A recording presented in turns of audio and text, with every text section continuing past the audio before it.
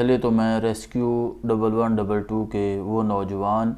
جنہوں نے حویلی لکھا کے اندر لوگوں کی کشتی حادثے میں جانیں بچائیں ان کا شکریہ ادا کروں گا اور ان کو مبارکباد دوں گا۔ جیسا کہ آپ کے علم میں ہے کہ پاکستان کے کچھ دریاؤں بالخصوص دریائے ستلج میں انڈیا نے جو آبی جارحیت کی ہے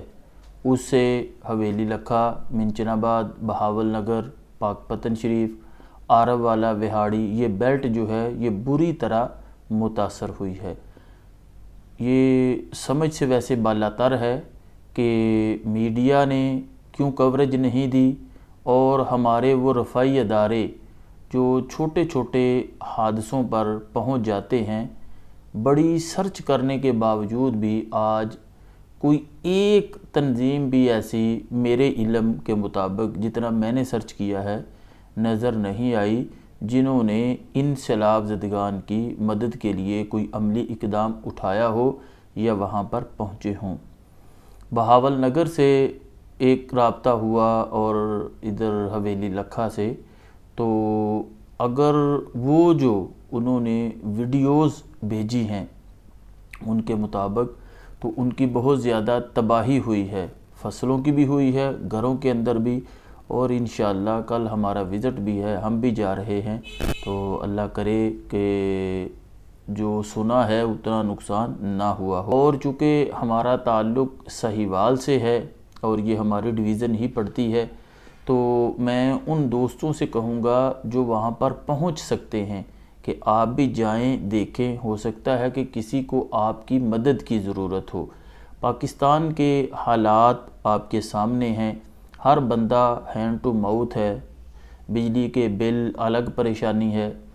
راشن کی الگ پریشانی ہے، دیگر ضروریات زندگی بھی مہنگی ہیں، پیٹرول اور اس طرح کی چیزیں جب بڑھتی ہیں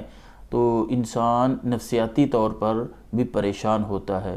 نفسیاتی طور پر تو خود ہی پریشان ہونا ہے جب وہ اپنی تنخواہ کو یا اپنی انکم کو،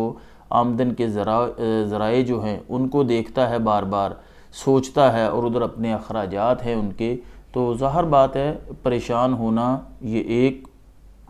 حقیقی سی بات ہے۔ لیکن پھر بھی ہمیں وہ جذبہ اگر پچھلے سال جس طرح ہر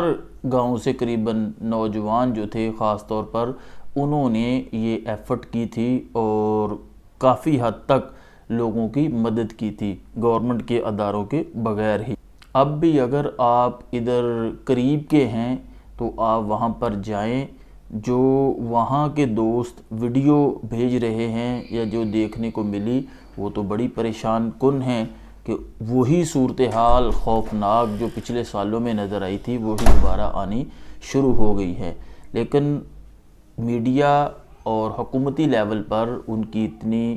امداد نہیں کی گئی یا اس کو آفت زدہ قرار نہیں دیا گیا۔ لیکن اگر آپ وہاں پر پہنچیں گے، جائیں گے، ہو سکتا ہے ضروری نہیں مالی مدد کی ضرورت ہو، وہاں پر افرادی قوت کی بھی ضرورت ہے، ان کا سامان ٹرانسفر کرنے کے لیے، ان کا بوجھ ہلکا کرنے کے لیے۔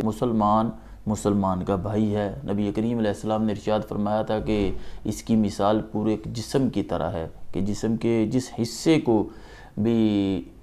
تکلیف ہوتی ہے تو پورا بدن بے قرار ہوتا ہے۔ خاص طور پر میں ان احباب کو کہوں گا جنہوں نے تنظیمیں چھوٹی چھوٹی بنائی ہوئی ہیں اور وہ ان کے سربراہان ہیں کہ آپ اپنے دوستوں کو لے جائیں اور وہاں پر دیکھیں جا کے خود، اگر کوئی ایسی ان کو آپ کی مدد کی ضرورت ہے تو آپ ضرور کریں۔ اللہ تعالی ہمارے